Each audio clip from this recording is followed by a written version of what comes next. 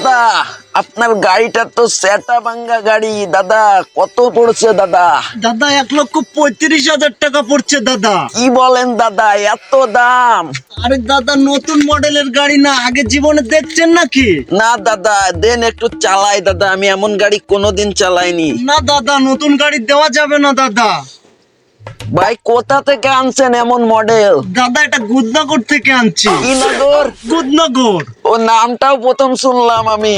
আপনি তো অনেক কিছুই শোনেন নাই দাদা। এই দাদা, আমি তো মালয়েশিয়া থেকে আসছি, এই জন্য আমি অনেক কিছু জানি না এখানকার ও, সম্পর্কে। দাদা এই জন্য বুঝতে পারছি। হ্যাঁ দাদা, তাইলে আমি যাই, থাকেন ঠিক আছে?